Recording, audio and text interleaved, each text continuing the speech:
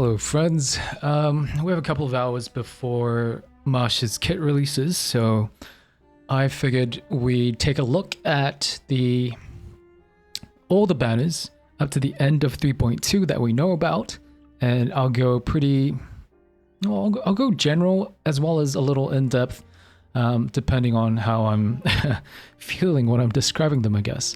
But it's going to cover a lot of things, and I'll provide the timestamps below.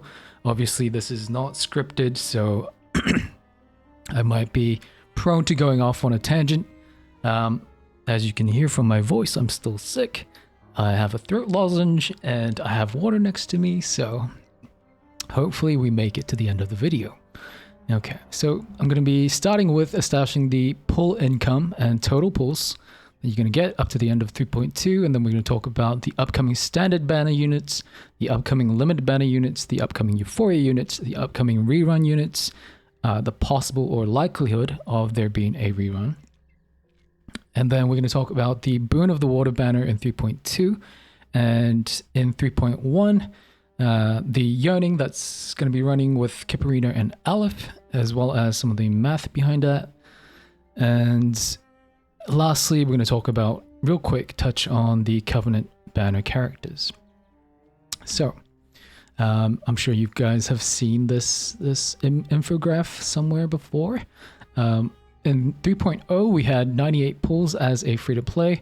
In 3.1, according to Timekeeper Assistant, we're going to get 83 pulls. CN got 80, but you go. In 3.2, we're going to get 121 pulls, right? So how you get your total pull amount is you take your existing pulls, which is the alpha, plus 83 pulls, plus 121, and you get your free-to-play amount. Obviously, that changes a little bit when you have your monthly sub or your monthly sub plus your jukebox rolling. Okay. Moving on, it's important to establish this value, by the way, so you can visualize clearly like how much you're expecting.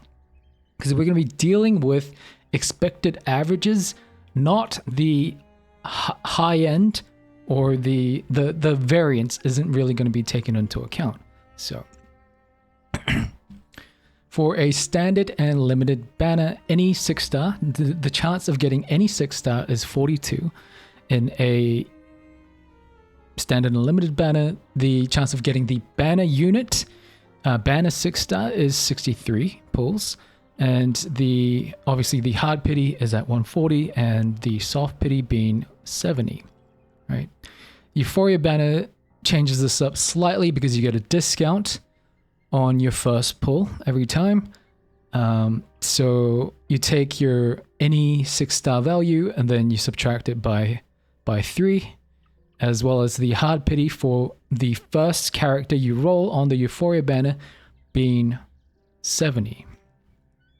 Okay, and bear in mind, everything is subject to variance, especially when you're dealing with limited banners. You want to be going in with hard pity because there is no carryover, and if you fail, there's a good chance that you're going to be breaking that account. Okay. The upcoming standard banner units are Robuska, right? Starting with Robuska, she is the Blood Tithe Premium unit, and I stress the word premium because for 2-2 can, and as well as Medpoc to an extent, I guess, can accomplish the work of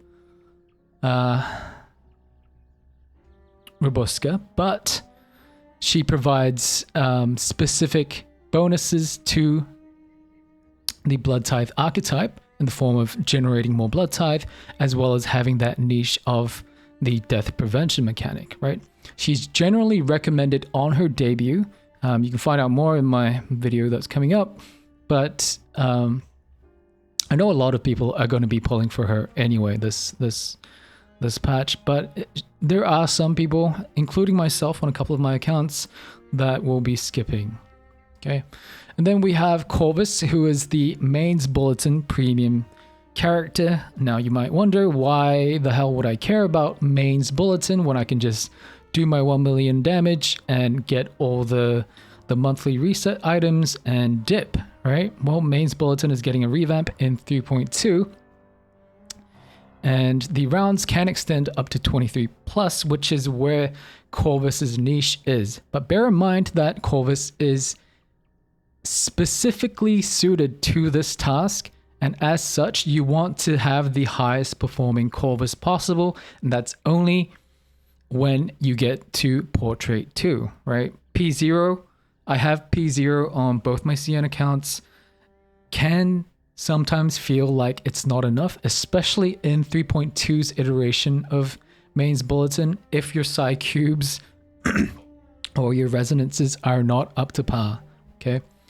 And then moving on, we have at the end of 3.2, the second half of 3.2, we have Boon, who was supposed to be the support character for Corvus's team, primarily Corvus, but ended up being the single best character in the game, indifferent of her portraits, right?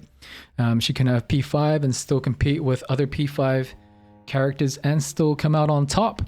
She is the best beast character in the game. She is the best standard character in the game. She is the best dynamo character in the game. The list goes on. But she has a Anjanala dependency if she wants to be the best, right? She performs just fine. She performs at the level of a completely optimized, so completely RNG reliant, like 1% chance of getting this rotation every time.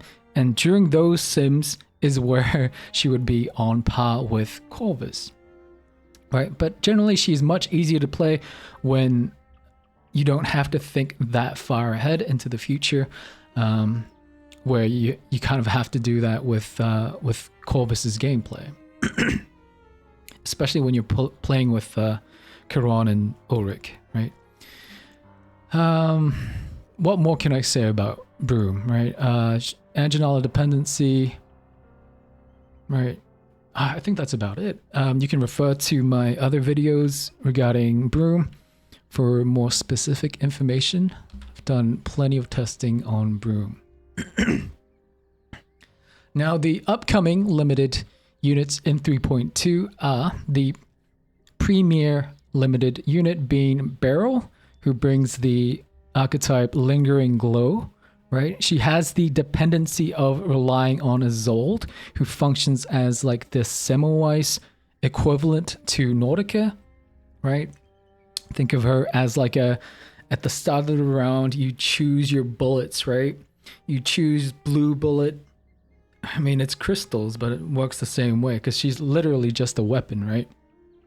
She doesn't have specific attacks, but she is a follow-up attack character. She can be played in the rank-up team, but her niche is definitely when she's actually doing damage, right? So I wrote Martha here, but it should be Marsha. But okay, so she currently has the limitation of only having 2 out of 4, and the 2 out of 4 themselves are okay, but their survivability is super lacking, right? She has about 8,000 HP at level 60 Insight 3, like level 12 plus Resonance, and etc., right? She has a problem of being a glass cannon. Let me just...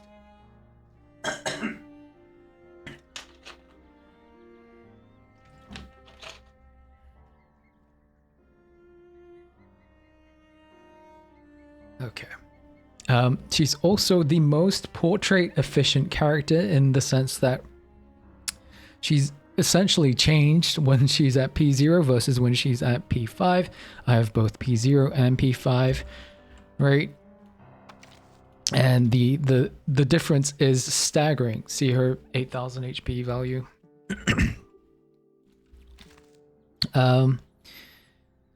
She is fine at P0. She's completely playable. It remains whether her archetype is going to be completely playable at P0 with all the power creep that's coming up. But with that in mind, she is a very good portrait character. So you might be considering that because when she debuts, right, she has her special cassettes where she can get her portraits a lot easier. I think it took me 230 pulls to get P5, which is a steal compared to pulling P5 on a standard banner character, which can take upwards of 500 on average. At least my average. So moving on to Anjanala, she's getting her rerun. She's also getting her Euphoria in patch 3.2. As solely judging Anjanala by herself, she is a best in slot early to mid character. So I highly recommend her for anyone that is new, that is going to be starting in 3.2 or just started in 3.1, right? But she becomes the best character. Like, she reaches her potential, her max potential, when she's played with Broom, right? She can perform, Broom can perform follow-ups while Anjanala's ult is channeling. So Broom can also channel her follow-up attack, which leads to them doing crazy numbers. And then Broom gets her energy back, her electricity back through her ult triggering as Anjanala ults. She was before Broom, she was played with Euphoria Calabuana, who also releases in 3.2, where she is a decent follow-up attack character. By no means was she the best of the best, given the fact that we have so many follow-up attack characters. But what she does provide is the crowd control, the uniqueness of the crowd control, as well as the huge AoE damage. Okay. She also, she gets changed portraits in 3.2, right? Portrait scale, or I guess they've changed portraits in a way that they actually work with the Euphoria changes now. So Anjanala's P1 is the single largest P0 to P1 improvement in the game. So very good to go after it. I believe it's like 68% solo increase, and then like 30% team damage increase, which is absolutely unheard of for a single portrait increase, right? Usually when you get to those values, you're taking multiple portraits into account, not just adding them, but taking all of those portraits into account at once. So very good character overall, especially with Broom. Now, my concerns regarding the limited banners is obviously the fact that they have a 140 hard pity, right? And there is no carryover. You don't start with any carryover, and then they don't bring any carryover, okay? You can soft pity or spook Anjanala during your barrel pulls, which is a nice bonus. Excuse me. If Marsha or the next Lingering Glow support is again outshone, is not better than what Broom bring to the table or Kiparina brings to like a healing sense, right? Then we're going to have problems with the Lingering Glow archetype in terms of how much we can push it, or recommend it. But in general, right, historically, Blue Puck likes to push or provide like an after sale value to the limited characters, right? They want to be pushing more units to form a team with these limited characters, right? They get an influx of players during anniversaries, and then they build teams around them to get people to pull more, etc. Okay, so yeah, and I followed it up with Lingering Glow's future it's not over, it's just uncertain, at least until the new Lingering Glow main or until Euphoria Barrel comes out, if the next character is not a hit, right? Because that's going to set a big precedent as to, I mean, sure, I guess they could fix it down the line, and the last character being incredibly good, but that's, you know, by that point, a lot of people would have checked out. Okay, and that's going to affect their global, their Korean, their Japanese sales, right? Moving on. The upcoming Euphorias, right? Part 1. Regarding 3.1 Euphorias. August, I've talked in depth about August before. I kind of like to gush about August. Her debuff card, right? Her pinpoint debuff is an absolute game changer of a debuff. It's so incredibly strong. Even pre-Euphoria, it was very, very good. Oh, it is very, very good. Obviously, if you have portraits, even better. Post-Euphoria, she is the follow-up attack queen. She is a core rank up, right? The follow-up attack is like her Gravedigger and stuff got massively buffed. It's a lot more fun to play. She does incredible damage. She is better than Mercuria P0 if you're using Mercuria P0 in your current existing rank up team, right? She is definitely a core now. She rivals Euphoria Marcus in damage per round. Really, what more can I say about Argus? I love the character to death. She can be played outside of the rank up team as well. Very, very good unit. And then A Knight. Even if you have A Knight, right? Unless you have a surplus of materials that you're sitting on that you can get him to his max Euphoria, not in this economy is basically what my summary would be, right? Moving on, disappointing, but moving on.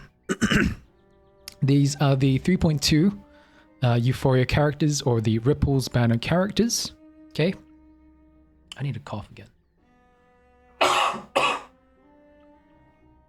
Oh. Okay. Isolde is priority if you're going to be pulling for Beryl. There's no question about it. Beryl cannot function by herself. She can if she runs the purple crystal build, or she runs like full rank up build or whatever, but you're not going to have a good time at all. And you're going to be wondering to yourself, why did I pull on the Lingering Glow team, right? So it's not until you get Isolde where the team actually starts to run properly, okay? So Isolde is your number one priority if you're pulling for Beryl and you have less than 240 golden cassettes, right? In 3.2, she's going to be the golden cassette character. So that's another way that you can kind of pick her up for free, right? 24 pulls in exchange for Isolde, basically. Number 2, Villa. If you don't have Kipperina and you have less than 3 healers, right? Villa is vital, but she's also coming up in the banners that are coming up, and she also ran during AC collab, so maybe quite a few of you have Villa, but she has continued her steady rise up at least my meta rankings, because of how important she becomes later on with these Dynamo variants. She's a very solid healer in general as well. Excuse me. Okay. Marcus, if you own either Villa or Argus, ideally you want both, right? To basically max out and play the rank up archetype. But I would say you need at least Villa if you're going to be pulling for Marcus, right?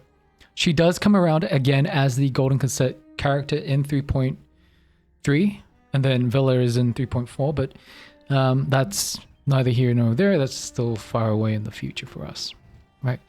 Euphoria Calabuana only if you already own, and you're either pulling on or you already own Anjanala, right? She's a good follow-up attack character, but she's by no means great, right? We have so many follow-up attack characters in this game. She does not bring anything particularly special other than a bit of damage. Anjanala does 3 times. Euphoria Anjanala does 3 times the damage of Euphoria Calabuana when they're paired together to give you an idea. Like that's without Anjanella having P1. Both P0. Regarding Ezra, the ship has sailed for Euphoria Ezra. We've gotten really good use out of him, especially if you've had him, starting from 2.7 with Blood Tithe, and then his E2 with Dynamo, right? But the ship has sailed for him. His interaction with Kiran especially is so poor, but he can still be used with Lucy. But at this point, Lucy has been heavily power crept by a P0 broom. P5 Lucy has been heavily out crept by a P0 broom, and I could just keep going. Okay, the healer power creep especially has increased post Robuska and Kiparina meta, with Masha being another candidate for expressing this, right? So if you're going to be pulling for Ezra this late, I would 100% save pulls. And then when are we getting Euphoria Tooth Fairy? Okay, now in the upcoming reruns, right? I don't really know why I spent the time making this, right? It's neither here nor there, but it's all still speculation, but we'll go through it anyway. Try to be quick. I tracked the standard banner characters, or standard reruns, as well as the Yearnings, their appearance in the Yearnings, as well as their appearance in the Euphoria banners and stuff. All right, this is the list of characters that we have that are eligible to get a rerun up to the end of 3.2. Obviously, we don't have like a Karen and Sentinel rerun in the future for us,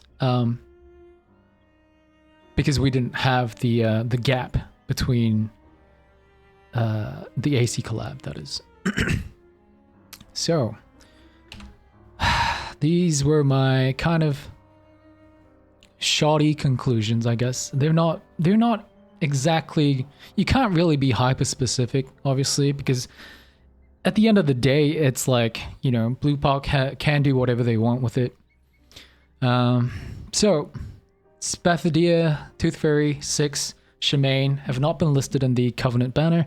That's something to note. But these 3 are likely candidates for having a Euphoria beyond 3.3, right? So Spathadia, it's a shame that she's a reality character, but so you can obviously read what I've written here. The last time we saw Tooth Fairy was actually not that long ago, but it's still been 6 months. I don't know. I feel like the longer we have to wait, the better we're gonna get the better it is gonna be, right? I have high hopes for Euphoria Tooth Fairy. And then 6, it's been pretty long, right? He's only appeared in like random group settings, but it's been very, very long since he last got a rerun. And his kit is not that bad. Shemaine, we just don't talk about him. His Euphoria 1, we don't talk about that. His Euphoria 2, when it comes, it will come. All right, moving on.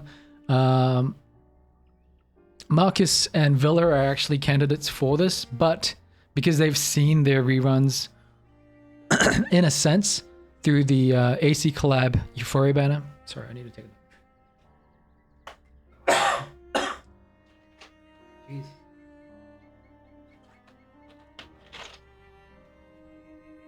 It's the cold that just gets worse and worse. So that's why I'm sure you can read everything I've written here. Because of they come back in the Covenant banner as for CN as well, because CN is slightly different to Global. There's really no chance that they're going to get a rerun. Highly doubt it. There's just too many instances of them reappearing within this narrow window. Okay. So this was my conclusion that I got up to. All others, regardless of how long it's been, have had significant length reruns in either Ripples or have had at least a debut rerun this year. Okay. Blue Pot Global is not above cashing in behind the hype surrounding the CN meta and Euphoria releases.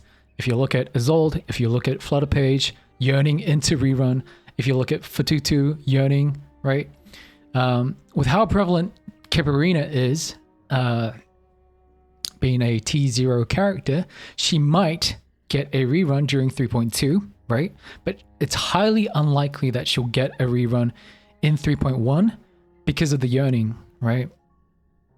As annoying as it is, because of the Yearning, she's highly unlikely to be rerunning in 3.1. Okay, so my predictions are that it's either going to be, we're going to see Elizabeth, right? And the above mentioned characters, right? Up there with like Spathadia, Tooth Fairy and stuff, right? Anan Lee and Mercuria, right?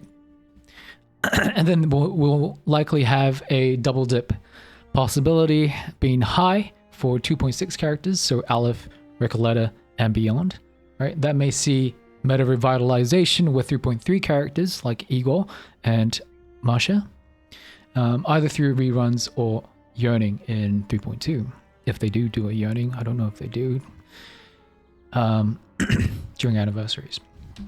Moving on. Boon of the Water is an anniversary banner in 3.2, right? You pick 3 characters, you don't get any off banner characters, right? You're always going to get one of the 3. So it's a 1 in 3 guarantee basically. So you need an average of 3 6-star pulls to hit the specific 1 in 3 target, obviously.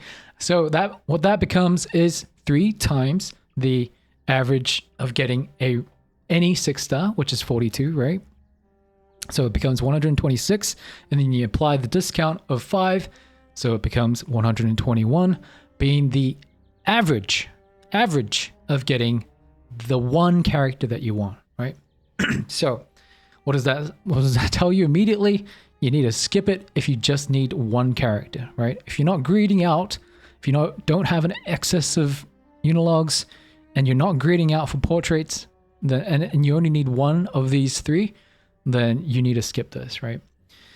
But if you need 3 out of 3, it's a 100% gain, right? 33, 33, 33. So it becomes a must pull banner, right? If you need 2 out of 3, it's a 66% banner, okay? You get your chosen one character that you don't have, and then you dip, right? It's better value than a standard banner, right? Because the standard banner is 50-50, whereas this would be 66, okay? And you kind of get the math, okay? If you're starting in 3.2, what you should choose is Flutter Page for 2-2 Kiparina. There should be no arguments about that.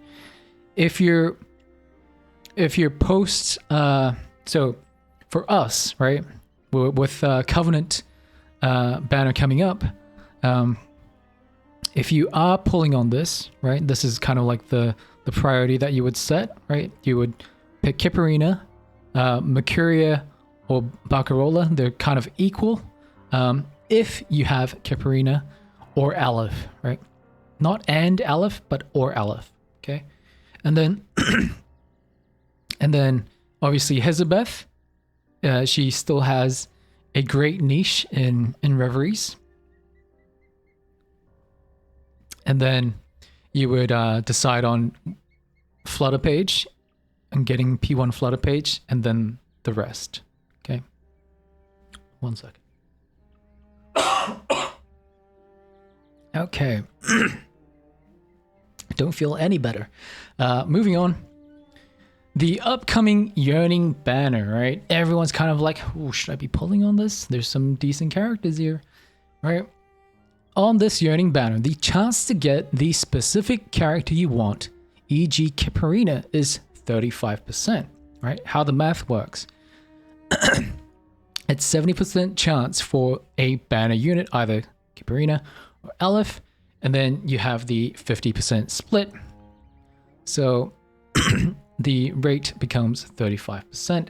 So 1 divided by 35.5 0.35 is 0.35, sorry, is 2.866 stars that you need to pull in order to get the one character that you want, right? So this is taking the 42 average and you multiply it by 2.86, which becomes 120, and then you add the discount of the first 30 pulls being 8 unilogs, and that will give you a value of expected average of 114, right? Which is double, close to double the amount for a standard banner character, right? Standard banner rerun, right? Being 63. Okay. Now, when should you pull, right? You only pull this if you need both. And this is where you would pull, right? The math is your lucky value, right? 70%, getting 70 before the pity, right? Plus the unlucky value, which is hitting the 30%. So you have to go to hard pity, right? It would give you a value of 1.36 stars that you would need to pull. Okay. So, versus a regular standard banner, which is 1.5, so it would be 63 pulls, right? You also get on top of that, so you would normally get 55, but then there's the discount that you need to incorporate for the first 30 pulls. It's like 8 pulls for every 10 pull for 30 pulls, right? 55 minus 6, so 49 pulls, right? Very good value if you need both, right? As a general rule, if you need just one from a Yearning banner, you're likely to brick your account, right? Do not pull if you just need one character, right? Now, you can make the argument of like, oh, P1 Aleph is great, etc., but, you know, not everyone has that luxury. Okay. And lastly, I added, where do you use the Impromptu team as of 3.1, right? In 3.1, up to Wailing Well, right? 500 meter -1, you do not need a premium Impromptu team. That's just how it goes, right? And by premium Impromptu team, I mean having Kipperina, Aleph, and Barcarola, and then whatever else, right? That is the premium core, the 3 other premium core, right? Where do you need the premium? So during your Wailing Well dive, 800 meters to 900 meters is where you need premium Impromptu. It's not up for debate where you need all 3 of them, right? And then the third one can be Regulus, can be or Voyager, okay? Or if you have follow-up attack Ezio, you can just run that, right? Or if you have a high portrait level Liang Yue and Anjanala with max res, or later in 3.2 with Euphoria, like you can do that too, right? But as it stands, you kind of need this team if you want to push. For most plays, right? I mean, if you're not getting your rotation exact 100%, then, you know, you're going to need this team. Okay, and then finally, Covenant of the Water, which I have discussed in length, but let's summarize it real quick. The best value banner of the year due to it including Flutter Page and Fatutu. So this list is in order of meta, right? Everything I'm talking about here is just regarding meta. If you like a character, then you're just going to pull for it. That's end of story. So, Skeen 1, Fatutu, right? No question about it. Fatutu, absolute the GOAT. And then number 2, Barcarola, if you have Kipperina or you have Aleph, okay? You can use another support. That's okay. But you need one of the 2. Number 3, Tuesday, if you're planning on playing Ezio Poison, or you have a poison team in general, right? And this is slightly, I said equal, but this is slightly better than chasing Kakanya portraits, okay? I guess it becomes better, or it's on par beyond P3. And then number 4, if close to finishing your collection, right? Because in 3.2 there is the random selector, right? And this is gonna only help to close that gap on getting that exact character that you want. I mean, they might be generous and put in 3.0 characters, but I highly doubt it. But say that you have, on the off chance that you have Elizabeth, right? And you're just missing Kipperina, and then like one of the characters here, okay? That's when you would kind of look to the Covenant, do the math, okay? And then the rest. Skiing 2, okay? I think I might have like fluffed these around. Did I?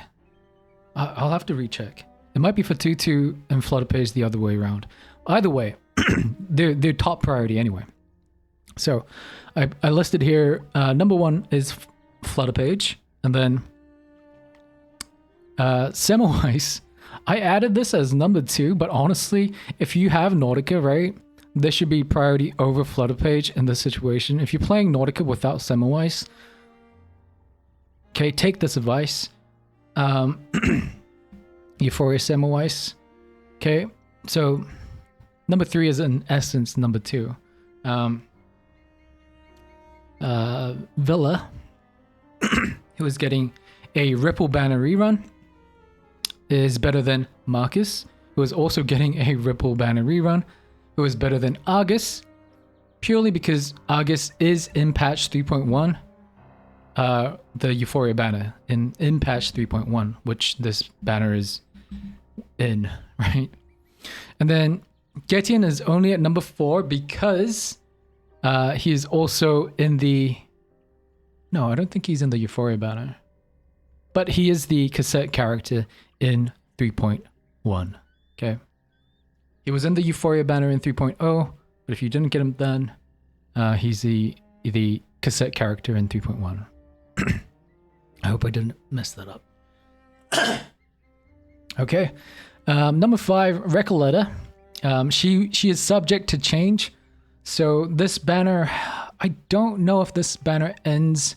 I think it ends sometime during January, right? On the 3rd or something, right? So we will have Igor's kit, right? We won't have the numbers, but we will have his kit and who he interacts with. Obviously, if he starts to interact with the ultimate team, then maybe hold off on Recoleta. But I don't know. Igor looks like he could be a main DPS. I don't know. And then we have Pickles and finally Jay. Okay. That took a long time, but in closing, this is very important. Plan for variance, right? Do not just look at the expected average and think you're going to hit that expected average every single time. You can be below it, sure, and that feels great. That feels amazing. But chances are, you know, you can go wildly beyond that, right? It's okay to skip standard banner units over limited, right? That's just the general rule, right? Limited just come around so infrequently that this is okay to do. And my final statement here that I will be pushing every video that I can get: to not brick your account for reveries, for Wailing Well in 3.1. Do not brick it just to push, just to make one additional team archetype to push in 3.1. It can be done so easily down the line. Okay. All right. That's it for me. I will see you when Marsh's kit, which is releasing in either 1 to 2 hours or like 6 or 7 hours. All right. Till next time.